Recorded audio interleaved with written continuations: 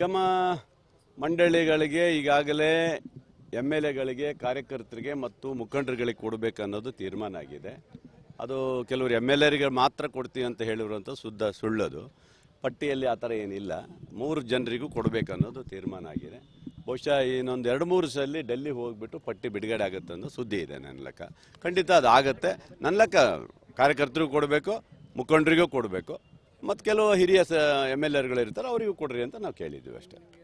ಇಲ್ಲ, ನಾನು ಯಾವತ್ತೂ ಕೇಳಿಲ್ಲ. ನಾನು ಯಾವತ್ತೂ ನಿಗಮ ಬಗ್ಗೆ ಇಲ್ಲ, ನನಗೆ ಗೊತ್ತಿಲ್ಲ, ನಾನು ಕೇಳಲಿಲ್ಲ, ನಾನು ಅದ್ರ ಬಗ್ಗೆ ಮಾತಾಡ್ಲಿಕ್ಕೆ ಹೋಗಿಲ್ಲ. ಹೌದು, MP ಸ್ಥಾನದ್ದು ಈಗಾಗಲೇ ಕೇಳಿದ್ದೀನಿ ನಾನು. MP ಸ್ಥಾನದ್ದು ನಾನು ಆಕಾಂಕ್ಷಿ ಅಂತ ಅವತ್ತು ಹೇಳಿದ್ದೀನಿ, ಇವತ್ತು ಹೇಳಿದ್ದೀನಿ. ಈಗ 3 ಜನ ಆಯ್ಕೆ ಮಾಡಬೇಕಂತೇಳಿ ಮಾನ್ಯ ಮುಖ್ಯಮಂತ್ರಿಗಳು, ಉಪಮುಖ್ಯಮಂತ್ರಿಗಳು, ಜಿಲ್ಲೆಯ ಉಸ್ತುವಾರಿ ಸಚಿವರು, ನಮ್ಮ ಮತ್ತು ಸಂಗಮೇಶ್ವರ ಜೊತೆಗೆ 3 ಜನರನ್ನು ಆಯ್ಕೆ ಮಾಡಿ ನೀವು ಕಳಿಸ್ಕೊಡ್ಬೇಕು. ನಾವು ಸರ್ವೆ ಮಾಡ್ತೀವಿ, ಸರ್ವೆಯಲ್ಲಿ ಯಾರ್ದು ಬರುತ್ತೆ ಅವ್ರಿಗೆ ಕೊಡ್ತೀವಿ ಅಂತ ಹೇಳಿದ್ದಾರೆ. ಈಗ 3 ಜನ ಇನ್ನೂ ತೀರ್ಮಾನ ಆಗಿಲ್ಲ. ನಾವು ಮೀಟಿಂಗ್ ಮಾಡಬೇಕೀಗ. ಜಿಲ್ಲಾ ಉಸ್ತುವಾರಿ ಸಚಿವರ ಜೊತೆ ಕೂತ್ಕೊಂಡು ಸಂಗಮೇಶು ನಾನು ಕೂತ್ಕೊಂಡು ತೀರ್ಮಾನ ಮಾಡಿ 3 ಜನರನ್ನ ಒಂದು ಪಟ್ಟಿ ಕಳಿಸ್ಕೊಡ್ಬೇಕು. ರೇಸಲ್ಲಿ ಇದ್ದಾರೆ, ಸುಮಾರು ಜನ ಇದ್ದಾರೆ.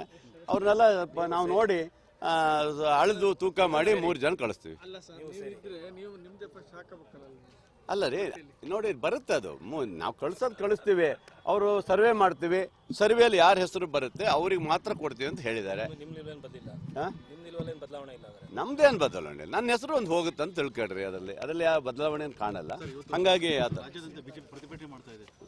ಖಂಡಿತ ಅವ್ರು ಪ್ರತಿಭಟನೆ ಮಾಡೋದು ಸತ್ಯ. ಆದರೆ ಅವ್ರಿಗೆ ಏನಾಗಿದೆ, ಅವ್ರಿಗೆ ಹಿಂದುತ್ವ ರಾಮನ ಹೆಸರಲ್ಲಿ ಇರುವಂಥದ್ದಿಲ್ಲ. ರಾಮನ ಇವತ್ತು ಏನು ದೇವಸ್ಥಾನ ಮಾಡ್ತಾರೆ, ನಾವೇನು ಬೇಡ ಅಂದಿಲ್ಲ. ನಮಗೂ ಖುಷಿನೇ. ನಾವು ಸಹ ರಾಮನ ಇದಾಗಿ ನಾವು ದೇವ್ರ ಭಕ್ತರೇ ಅಲ್ವಾ, ಅದರಲ್ಲೇ 2 ಮಾತಿಲ್ಲ. ಅವ್ರು ಒಳ್ಳೇದಾಗಲಿ, ನಾವೇ ಬೇಡ ಅನ್ನಲ್ಲ. ಆದರೆ ಅದನ್ನು ಯಾವುದೋ ಒಬ್ಬ ಕಾರ್ಯಕರ್ತರು ಬಂದು ಮಾಡಿದರೆ, ಹಿಂದುತ್ವವಾದಿಗಳು ಬಂದು ಮಾಡಿದರು, ರಾಮನ ಹೋರಾಟ ಮಾಡಿದವ್ರು ಬಂದು ಮಾಡಿದಂಥದ್ದು, ಅಥವಾ ಇಲ್ಲೊಬ್ಬ ಶಾಸಕರು ನಮ್ಮ ಕಾಂಗ್ರೆಸ್ ಸರ್ಕಾರ ಗುಂಡಾ ರಾಜ್ಯ ಅಂತ. ಯಾರ ಕಾಲದಲ್ಲಿ ಗುಂಡಾ ರಾಜ್ಯ ಇತ್ತು ಅನ್ನೋದು ಅವ್ರು ಯೋಚನೆ ಮಾಡಬೇಕು. ನಮ್ಮ ಕಾಲದಲ್ಲಿ ಗುಂಡಾ ರಾಜ್ಯ ಆಗಿತ್ತು, ಅವ್ರ ಕಾಲದಲ್ಲಿ ಗುಂಡಾ ರಾಜ್ಯ ಮಾಡಿದಕ್ಕೆ ತಾನೇ 65 ಸೀಟಿ ಬಂದಿದ್ದವರು. ಯೋಚನೆ ಮಾಡ್ಬೇಕಾರೆ. ಕಲ್ಗಡ್ ಪ್ರಭಾಕರ್ ಭಟ್ರು ಏನು ಮಾತಾಡ್ತಾರೆ ಅವರು? ಅವರ ಹಿರಿತನಕ್ಕೆ ಈ ಥರ ಬೇಕಾ ಅಲ್ವಾ? ಯೋಚನೆ ಮಾಡಬೇಕು. ಯಾರೇ ಇರ್ಬೋದು. ಇವತ್ತು ಯಾರು ರಾಮ ಜನ್ಮಭೂಮಿಗೆ ನಾವು ಯಾರು ವಿರೋಧ ಮಾಡಿಲ್ಲ, ನಾವು ಯಾರು ಇದು ಮಾಡಲಿಲ್ಲ. ಈಗ ಸಿದ್ದರಾಮಯ್ಯ ಸಾಹೇಬರು ಕರೆದಿಲ್ಲ ಅಂದ್ರೆ ಪರವಾಗಿಲ್ಲ. ರಾಮ ಎಲ್ಲಿದ್ರು ಕೈ ಮುಗಿಯೋದು. ಓ ರಾಮ ಸ್ವಾಮಿ ಕಾಪಾಡಪ್ಪ ಅಂತ ಹೇಳಿದ್ರೆ ಆಯ್ತು, ಅಲ್ಲಿಂದ ಕೈ ಮುಗಿತೀವಿ ನಾವು. ಅದಕ್ಕೇನು ತಪ್ಪೇನಿದೆ?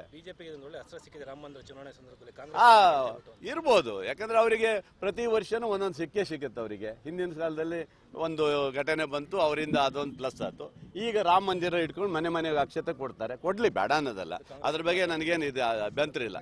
ಅವರು ಪಾಪ ರಾಮ ಮಂದಿರನ ವಿಭ್ರಂಜನೆ ಮಾಡಿ ಬಹಳ ದೊಡ್ಡ ಮಟ್ಟಿಗೆ ಎತ್ತರ ತಗೊಂಡು ಹೋಗ್ತಾರೆ.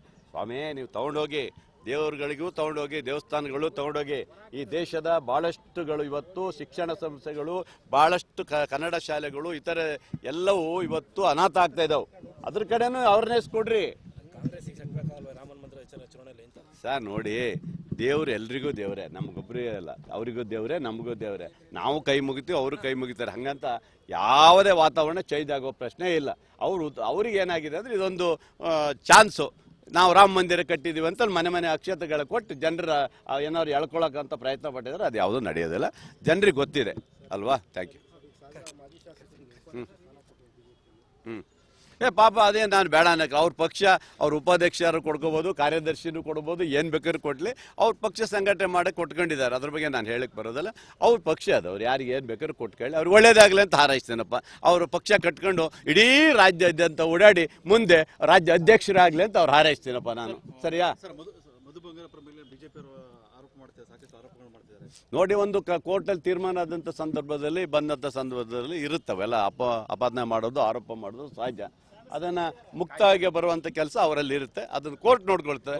ಕೋರ್ಟ್ ವಿಚಾರ, ಅದನ್ನು ನಾವೇನು ಮಾತಾಡಕ್ಕೆ ಬರೋದಲ್ಲ. BJPಗೆ ಇದು ಯಾವ್ದಾದ್ರು ಬೇಕಲ್ರಿ? ಅದು ಹಂಗಾಗಿ ಅವ್ರ ಕೆಲಸ ಇಲ್ಲ. ಈಗ ಅದಾರು ಮಾಡ್ತಾರೆ. ಹಂಗಾಗಿ ಅವರಿಗೆ ಅವ್ರ ಮುಂದೆ ಎಷ್ಟಿಲ್ವಾ? ಈಗ ವಿಜೇಂದ್ರ ತೆಗಿಸ್ಲಾ? ವಿಜೇಂದ್ರ PSI ಹಗರಣದಲ್ಲಿ ಇದ್ದಾರೆ. 60 ಕೋಟಿ ರೂಪಾಯಿ ಒಂದು PF ಸಿಕ್ತಲ್ಲ, 60 ಕೋಟಿ ರೂಪಾಯಿ. ಅದು ದುಡ್ಡೇನು ಅವ್ರ ಅಪ್ಪನ ಮನೆ ತಂದಿದ್ರಾ? ಅದಲ್ಲ ದುಡ್ಡಲ್ವಾ?